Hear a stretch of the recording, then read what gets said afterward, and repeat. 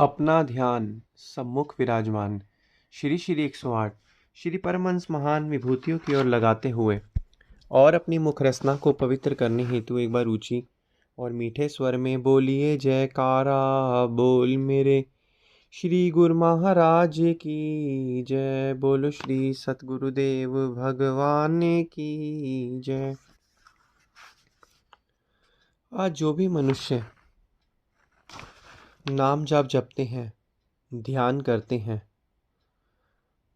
उनमें से कुछ लोगों का यह कहना भी है कि जब भी हम ध्यान पर बैठते हैं हमारा ध्यान नहीं लगता, हमारा मन नहीं लगता।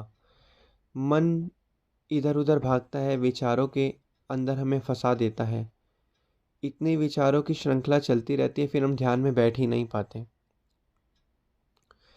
तो अब कैसे इस जो समस्या है, जो हमारा ध्यान नहीं लगता, इसको दूर किया जाए? ध्यान से श्रवण करें। अपने घर में कोई उपयुक्त स्थान चुन लीजिए जहाँ कोलाहल और कोई हलचल ना हो। वहाँ कोई रोक टोक या बाधा नहीं होनी चाहिए। अपने शरीर को सीधा करके किसी आरामदायक आसन में एक निश्चित समय पर ध्यान में बैठें। अपना ध्यान सभी ओर से हटाकर भूमध्य पर केंद्रित करें।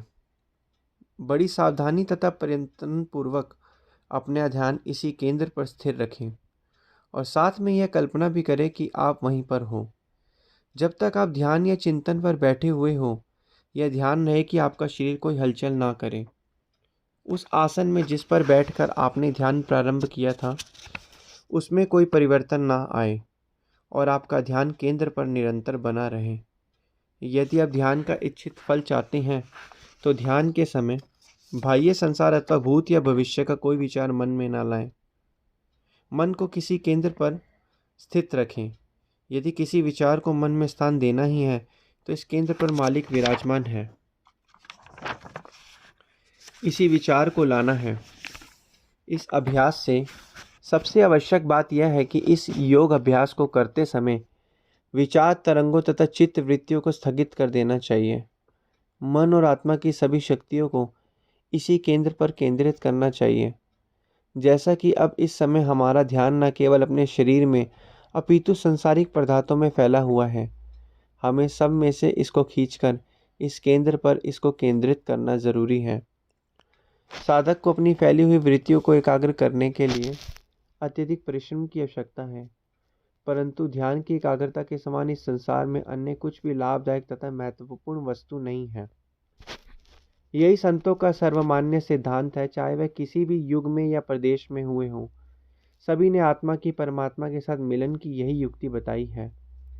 शिष्य को आध्यात्मिक अभ्यास शुरू करने से पहले इसके बारे में भली भांति सोच विचार कर लेना चाहिए।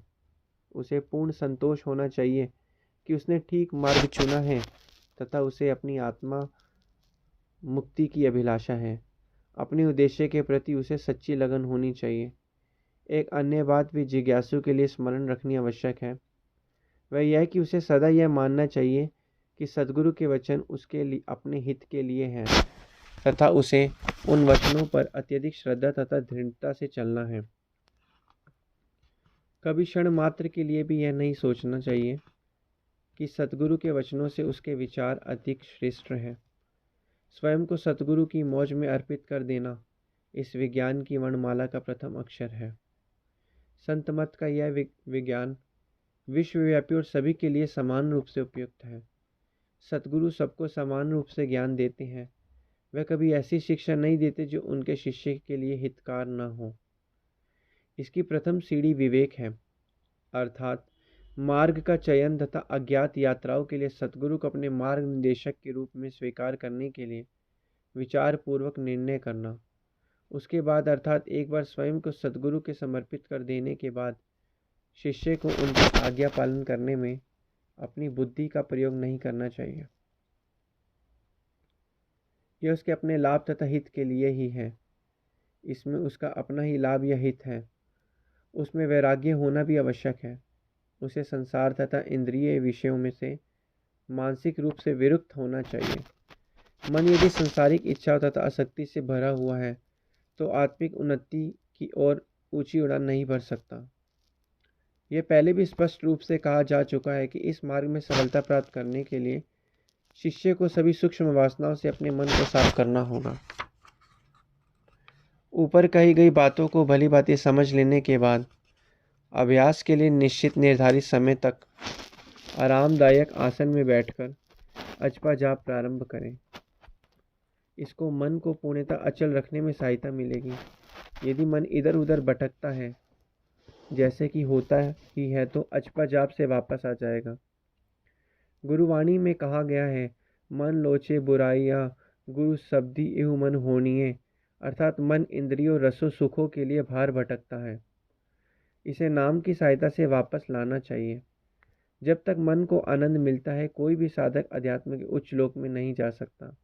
इसलिए महापुरुष हमें उपदेश देते कि अपने शरीर के 9 द्वार बंद रखो, जो बाह्य संसार की ओर खुलते हैं। जब सारी चेतना बाहर से हटा ली जाती है और मन व आत्मा की सारी शक्तियाँ अंदर के केंद्र पर केंद्रित कर ली जाती हैं, तो उसके हाथ और पांव निस्तंभ और चेतना शून्य हो जाते हैं। तब वह आंतरिक उच्च यात्रा करने के योग्य हो जाता है। जब बाह्य जगत के साथ सारे नाते टूट जाते हैं और कोई भी चाल्यमान विचार उसे बांध नहीं पाते हैं, तब साधक को इच्छित फल अवश्य मिलता है। प्रारब्ध में उसे चमकते हुए सितारे तथा प्रकाश की किरणें दिखाई देती हैं। इसके साथ उसे संगीत की मिलीजुली कुछ संगीताकार ध्वनियाँ भी सुनाई दे सकती हैं। यह तो केवल प्रारंभ मात्र है और तब मन भी बार बार बाहर की ओर भागेगा।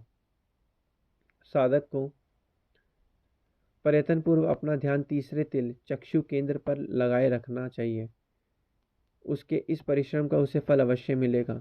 उसे सदैव अपनी सभी मनोवृत्तियों को केंद्र बिंदु पर केंद्रित करने के लिए सावधान रहना चाहिए। जिस ध्वनि या प्रकाश का वह अनुभव करता है, उसे उसका मानसिक रूप से पीछा नहीं करना चाहिए। यदि वह पूर्ण एकाग्रता से चक्षु केंद्र पर अपना ध्यान केंद्रित करता है, तो प्रकाश और ध्वनि उस केंद्र बिंदु पर ही आ जाएंगे। अगर केंद्र बिंदु से ध्यान शिथिल हो गया, अर्थात इधर उधर भटकने लगेगा, तो अंदर सुनाई देना और दिखाई देना बंद हो जाएगा। कुछ समय तक लगन से अभ्यास करने से जब वह बाह्य विषयों से बड़ी आसानी से अपना ध्यान हटाकर चक्षु केंद्र पर केंद्रित करना सीख जाएगा, तो उसमें आत्मिक शक्तियाँ भी बहुत बढ़ जाएंगी। जब पूर्ण एकाग्रता पर्याप्त समय तक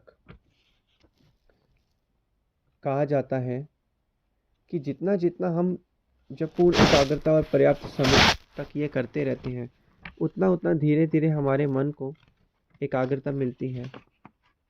मन को सही और गलत का पता चलता है और मन को आदत पड़ जाती है भजन अभ्यास करने की। जब पूर्ण एकाग्रता पर्याप्त समय तक हो जाए, तो आत्मा शक्तिशाली हो जाती है और वह 10वें द्वार में प्रवेश कर जाती है। अब वह सूक्ष्म क्षेत्र के रंग महल में प्रवेश करती है। प्रारंभ में साधक केवल द्वार से ही झांकता है, फिर वह धीरे धीरे इस द्वार के अंदर आ जाता है और शरीर बिल्कुल अचेत दशा में हो जाता है। यह संसार उसके लिए सर्वदा नया होता है। साधक स्वयं में अत्यधिक आनंद और शक्ति अनुभव करने लगता है। वह समस्त भौतिक जगत को इस प्रकार देखता है जैसे दर्पण में प्रतिबिंब। उसकी मानसिक क्षमताएं प्रबल हो जाती हैं और उसे ऐसा लगने लगता है कि वह जो करना चाहे कर सकता है। अब वह भौतिक संसार के रहस्य को जानने लगता है तथा उन पर अपनी शक्ति का प्रयोग कर सकता है। उसे इस नए जगत की भूल भुलैया में खोना नहीं चाहिए। उसे सतगुरु के निर्देशन में आगे आगे ही बढ़ना चाहिए। शुद्ध सतलोक तथा भूलोक भौतिक संसार के बीच कई उपलोक भी हैं। कुछ लोग उन्हें सूर्यलोक और चंद्रलोक तथा प्रकाश लोक भी कहते हैं।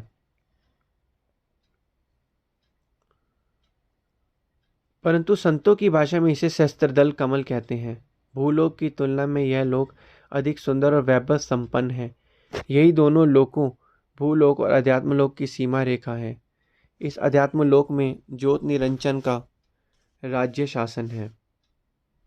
तो इसलिए वक़्त के संत महापुरुष यही फरमाते हैं कि जितना हो सके अपने मन को श्री सद्गुरुदेव महाराज जी के चरणों में लगाना है और भक्ति रूपी नियमों और ध्यान जो है रोज करना है, जिससे धीरे धीरे हमारी आत्मा जो है वो परमात्मा से मिल जाएगी।